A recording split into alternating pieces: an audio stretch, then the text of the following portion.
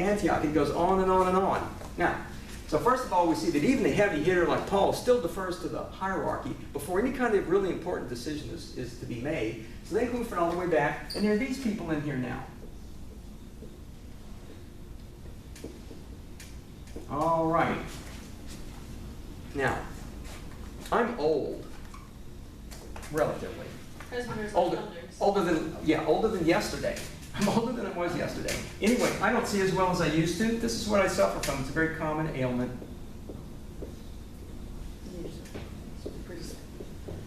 Presbyopia. Anybody know what opia means? Sight. Can't see. Yeah. Okay. Something is wrong with my sight. What's wrong with my sight? I'm old. Yeah. Presbyter means old. So a person who is a presbyter, or as we would say in Greek,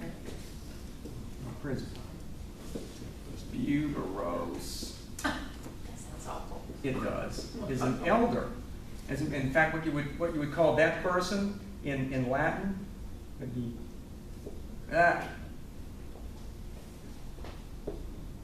Believe me, that's a senator, just like senile. Okay, senior, senile, senator. Same thing as presbyteros. Yeah, it's a dreadful sounding word, isn't it?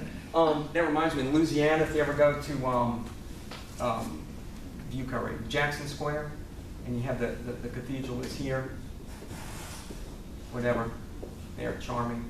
And then you have these two buildings on either side. And these are real very nice, beautiful composition. These were all built by the Spanish. And one of these, and I think this is the Cabildo. Trust me, that says Cabildo. And this one is called the Presbyter. And it's just spelled like that, just like that, the Presbyter. Because even though it was a government office, this building was a government office. It was built on the site of what had been the rectory for the priests. Kind of cool. Anyway, so a presbyter is an elder, and of course, that's the reason that we don't refer to priests by this Greek root, hiero, like in what is the word? Hierarchy.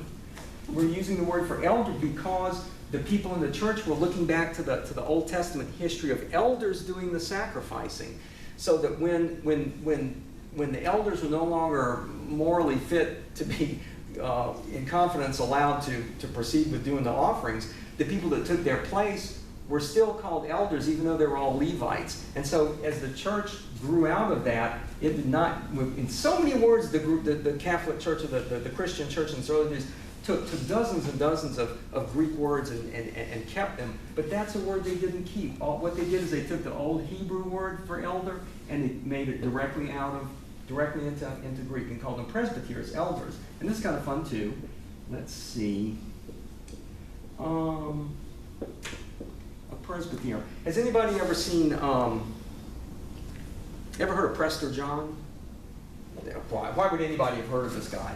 Prester John was this mythological Christian king or Christian emperor who lived in Abyssinia, the untrackable depths of Africa. And he had this noble and powerful and wonderful kingdom, and all the Europeans who are having a terrible time dealing with Islam used to kind of say, oh, if only somebody could find that famous Prester John and get him to help us out, against the Turk, well, then our lives would be dandy. Anyway, he was called Prester John, and Prester is just a short form of presbyter. And that name actually shortens to this in French. This is how they do it. Prêtre.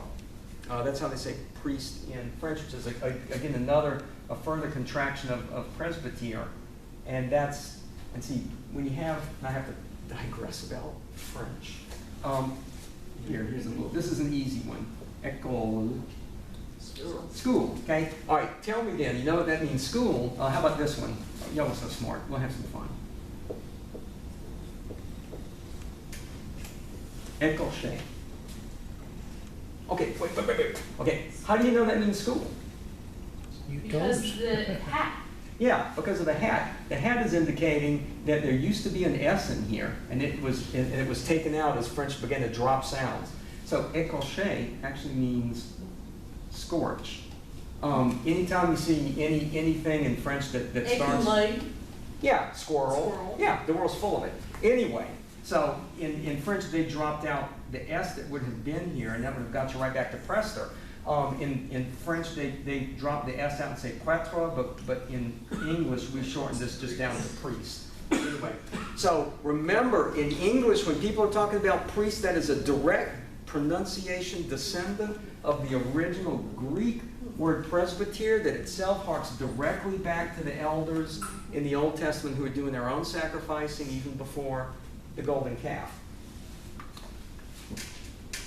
Now, that's that biblically covers all the offices in the Catholic Church. We have the top Papa. And remember, that's his affectionate title. He's still the Prime Minister because his official title is like Pontifex Maximus. There's all these different official titles, but everybody calls him Papa. Probably the same way that the Prime Minister was called Papa or Naaman was called Papa. Okay, then we have our bishops. Oh, I don't want to write it that way. I have my reasons. So we want to write it this way. And by the way, almost every language in the Roman, in the West at least, everybody uses a version of that Greek word to define that office. Let's see, what is it? It's this in Spanish. It took me a while to figure this out. Obispo. That's a reduction of episkopos. The French, they really kill it. French kills a lot Yeah, of and that, letters. that's what it is now. These have that. I mean, they really strip it down. I forgot what it is in Italian. Who cares? Moving on. All right. So we have the Papa, we have the Bishop, we have the Presbyters. Oh, and this is a tricky word too. It's how presbyter is going to get translated in the Bible. And this is, there's legitimate ways of doing it. It's not like everybody's out to get the Catholics just because they don't use the word that I wish that they used. But in the case of presbyter, sometimes you can call it a priest. Sometimes you can call it an elder. It seems like there's some other. Sometimes you just use the word presbyter. Sometimes there are translations like this that says the apostles and the presbyters can say that, as opposed to saying the apostles and the elders. So we have all those, and then we have the diaconois, the deacons. Okay, now this tells us some handy-dandy history. Just to start, what Christian church maintains the integrity of the entire hierarchical system that is made plain in the Bible? The Catholic Church. Now, can anybody think of a denomination? And remember, the Catholic Church is not a denomination. Can anybody think of a denomination that sounds like that? Yes. What does their name tell you? Does the name tell you that they accept the Papa? No. For them, the highest thing is the episcopal, the bishop. Okay. Can you think of a Presbyterians? Do they accept bishops? No. And then you get down to people down here, and of course these are elders, and these are servants. Pretty much every Protestant has deacons. Yeah, and almost everybody will have a deacon, and some people have like a board of elders. The presbyters have boards of elders, or a presbytery. But when you get down to where we've taken all the hierarchy out of the church, what you're down to is the individual people at your individual church. Now, this does beg a question. There was a, let's see, where are we? Yes, is that you see in Titus, and you see in Acts of the Apostles, and you see in Timothy that, for instance, St. Paul would go around, and let's say he went to visit the Corinthians, and they didn't know anything about Jesus yet. He says, let me tell you about Jesus. And they said, okay. So they became Christian. Now, can Paul just hang over? He says, I love y'all so much, I'm not going to travel anymore. I'm just going to be your bishop.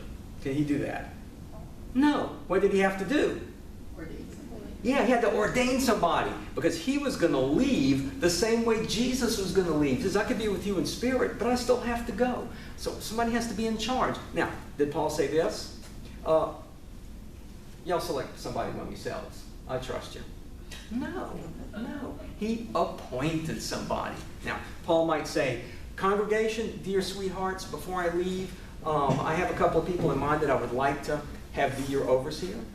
But you know, if y'all have some people that you think might be good for you, propose them to me, and then I'll take that into consideration as well. So it's entirely possible that there were communities that said, well, we think Timothy would really be good, and Paul would say, well, thank you, because I had my eye on Timothy as well. I mean, that kind of thing would be fine. But nobody ever said, we're gonna pick who we want. And in fact, even in Jeremiah made a prophecy. He says, I will give you shepherds. In some translations, it says, I will appoint shepherds for you. I will give you shepherds. Now, that's that's normative in the entirety of the Bible. People don't go around electing or firing or hiring people that are supposed to be above them in the hierarchy. I mean, it's the same way. Jesus used this example all the time. I'm the good shepherd. You're the sheep. What are the sheep supposed to do? What they're told. Okay. Can you imagine? Do sheep, even in the expanded sense of human beings, do sheep hire and fire shepherds? No. Yeah, they might run off. They might. If the sheep could hire and fire the shepherds, who was really in charge of the flock?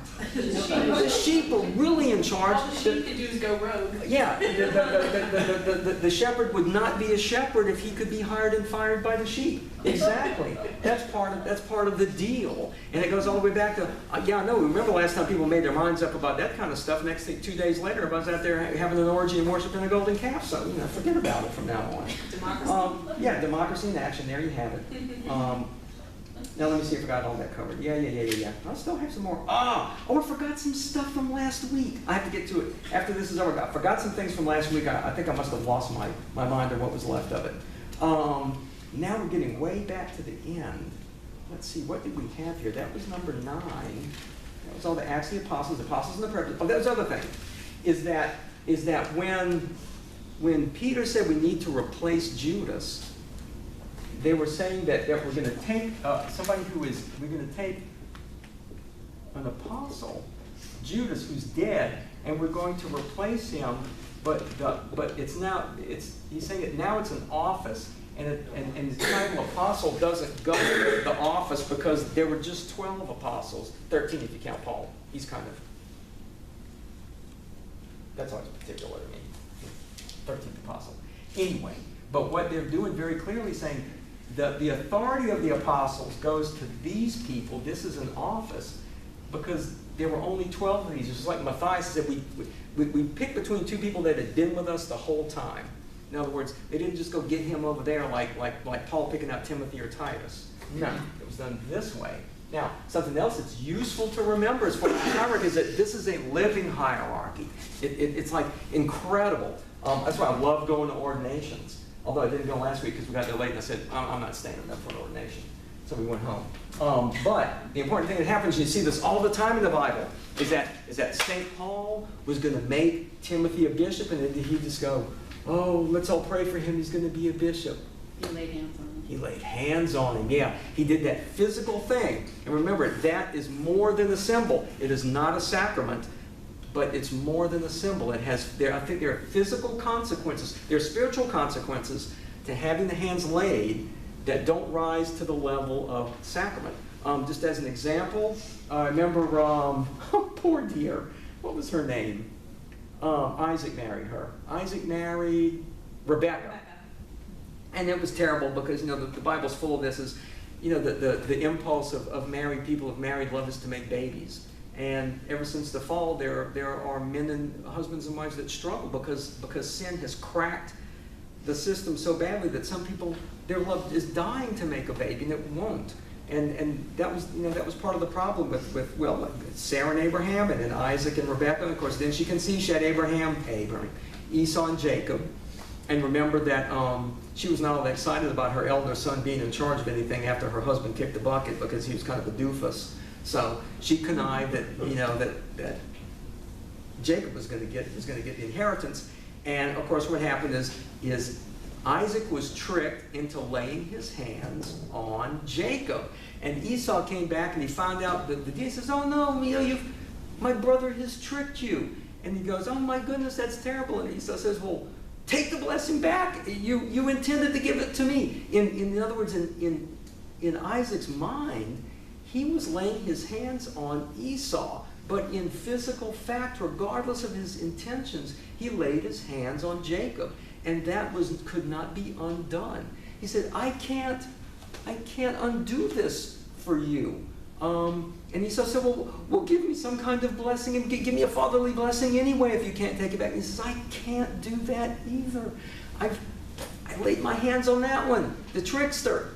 But it lies outside of my power to undo that.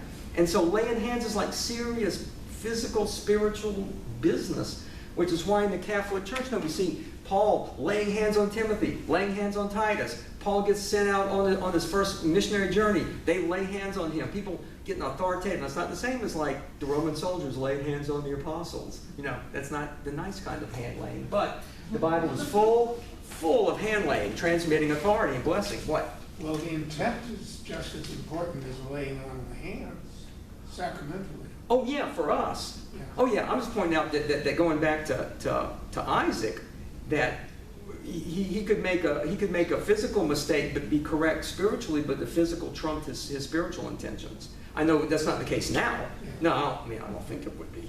Yeah. So today we have that harmony, and the thing is that's what I love about the Catholic Church. You go to an ordination, and you see that bishop, and man, he lays his hands on top of those seminarians and blesses them, and he transmits something that's more than you can see. And I sit there and think, this has been going on for 2,000 years. The Catholic Church doesn't make a big deal about it. They don't trumpet it. But this living chain of one person. He laid my hands on me. Thus and so laid on him. Thus and so laid on him. It's like this little hopping thing going all the way back in time till you get to the apostles. And it's just this is my feeling. The Bible doesn't say this. My guess is that Jesus laid his hands on the 12. Pure speculation. But to me, that gives it that nice jump. I mean, Jesus comes down, he's physically, in his physical body, he mediates divinity to us in a way that was not possible before. And it just seems inconceivable to me that he wouldn't touch his apostles and lay hands in the way that they were used to and understood, in order to show that I'm again speculating, that Jesus did this to us. Jesus laid his hands on us. How could we not take that blessing and lay it on other men so that it would never run out? Now, I think I had something else. Yeah, we got all the way to the back. Now we come to the book of Revelations. 10, Revelations 5. There must be some. Oh, okay. And this is what's going on in heaven. Heaven is also hierarchical. Because remember, what we're doing down here at Mass is the earthly counterpart to what's going on in heaven. And in heaven, there's this vision of heavenly worship. Ooh, I had a vision of an open door to heaven. I heard the trumpet-like voice saying, "Come up here and I will show you what must happen afterwards." I was caught up. A throne was there in heaven. There's a nice throne. And somebody was sitting there, and he's probably a serious guy. All right, he's sitting there up in heaven. Okay, he's probably got some kind of crown or something. No, this person does not have a crown. This person is not the king of heaven. This is an important person. All right, so around the throne was a halo as brilliant as an emerald. Okay, we're going to take all night with this. Here you go, spectacular, right? Use your imaginations. Surrounding the throne, I saw 24 other thrones on which 24, depending on how you translate it, elders, presbyters, or priests, all dressed in white garments with gold crowns. They're around here. 24 of them. I'm not drawing all 24. Take my word for it. They all have golden crowns. There. 2 is enough. They're in a good mood. He represents all the rest. Now, in the center and around the throne, there were 4 living creatures covered with eyes in front and in back. The first creature resembled a lion, the second a calf, the third had a face like a human being, and the fourth looked like an eagle in flight. These 4 creatures, they had wings and they covered themselves. I think these 4 people, I'm just going to put 1, 2, 3, 4. These people are closer than these people. Remember, you've got 24 of these. They're not going to be as close as any group of 4. The 4 is even closer. I'm guessing that these people are seraphim, but it doesn't really say. And they are given the 4 symbols: the angel, the lion, the bull, and the eagle. This is a what do you call it? Mnemonic device? Albie? Angel, lion, bull, eagle, Matthew, Mark, Luke, and John. So they're likening we liken the 4 evangelists to these four creatures that are right up there next to this person who's up there, and of course, all of his flaming, burning love is scorching him, and they just love every minute of it. Now, in the middle of this, let's see. I saw standing in the midst of the throne of the four living creatures,